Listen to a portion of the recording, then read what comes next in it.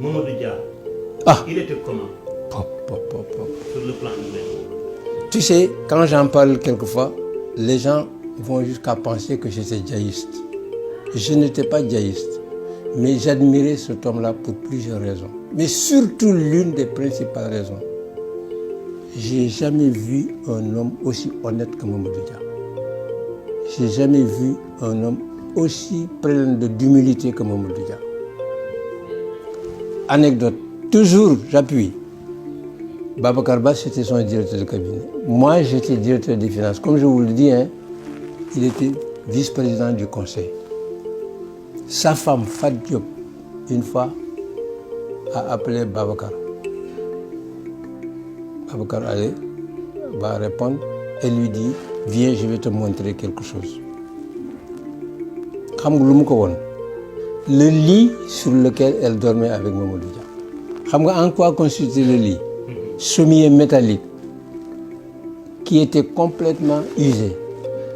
Nga xamni ci kaw dañ ko mu doon rab ak des fils de fer. Et le sommier reposait sur des briques comme pillées. Il dit à Babacar, regarde, avec son austérité là, voilà, man qui fil de fer di jam nañu sama yaram yi ba mu mokk. À l'époque, où est-ce qu'il était? Il était à la résidence de Médina. Et il était président du conseil, hein? Tu entends? Il était à la résidence de Médina. Babacar Ba qui vient de me chercher, il m'a montré ça, vraiment, contre lui, on va faire quelque chose. Madame Meubles de France, j'ai commandé un lit simple. Hein? Alors en sortant, venu installé, Fat Diop qui nous dit, venez voir le frigidaire. Midem, on a regardé le frigidaire. Tu sais, pour rafraîchir, on était obligé de mouiller des sacs vides là, pour me rafraîchir. J'ai changé le frigidaire. Mais demande-moi ce que ça m'a coûté ça. On me dit, watch, sa femme qui lui dit, mais l'albi, pourquoi vous indi? La femme lui raconte. Il dit comment? Mais qui leur a dit de changer mon lit? Qui va payer? Tu vois? Président du conseil. Le soir, Babacar Ba m'appelle, répond au président. Mani, Moulima, tu sais, moi j'ai déjà ramassé, tu vas ramasser de ton côté, j'arrive.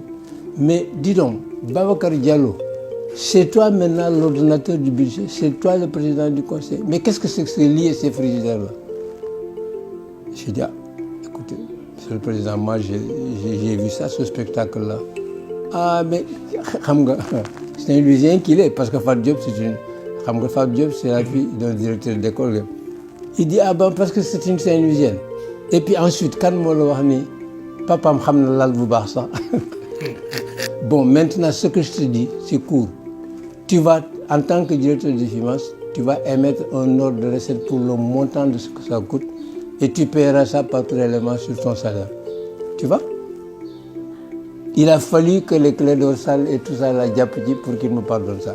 Mais cet exemple-là. On ne le voit plus. Hein? On ne le voit plus. Non, mais non, c'est pas possible. Mais des gens comme ça. Mais quand tu es à l'enfant, comme je te dis là, mais moi, on m'avait demandé d'aller, la promotion m'avait demandé d'aller le rencontrer. Mais quand je suis allé le rencontrer, mon vieux, bon, qu'est-ce que vous voulez? Enfin, monsieur le président. Il me dit, bon, on vous envoie. Attention, hein, c'est pas gratuit. Qu'est-ce que vous voulez? Ne réclamez surtout rien. Mais nous sommes déjà des fonctionnaires, nous avons de la famille ici. Comment on va vivre? Il me dit, on vous versera votre salaire mensuel et vous vous débrouillerez entre la famille que vous allez constituer là-bas et celle que vous restez ici, que vous laissez ici. Tu te rends compte? Hein? Manika, mais monsieur, c'est à prendre ou à laisser. Si vous ne voulez pas, on envoie d'autres. Manika, non, il n'en est pas question. Tu vois, cette rigueur-là. Et quand il venait en France, tu sais ce qu'il faisait? Boulevard Montparnasse, je m'en souviens encore. Il nous invitait tous à un restaurant. Ah, vous êtes prêts là, maintenant c'est moi qui paye. Une fois, les élèves là, mes camarades me disent au président de cesser cette affaire-là. Il nous invite dans des restaurants où ça coûte très cher et puis ça ne sert à rien. Quand je suis allé le voir, je dis Manikou, bon, les camarades, qu'est-ce qu'ils disent? Manikou, mais l'argent que vous payez là pour nous faire manger des repas ici au Montparnasse, nous ne pouvons pas d'abord manger 2 repas par jour. Ah bon, Manikou, oui.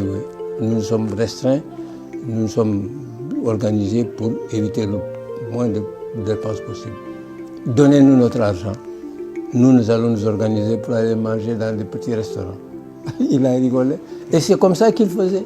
Mais tu vois, un homme comme ça, quand il te dit à quelque chose, comment? Parce que pour en revenir à la SICAP, moi je ne peux pas m'adresser au conseil d'administration, d'y tricher, parce que c'est une tricherie.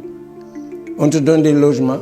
Moi j'avais des lotissements de logements, par exemple à Mermoz, puis ensuite à Liberté 6.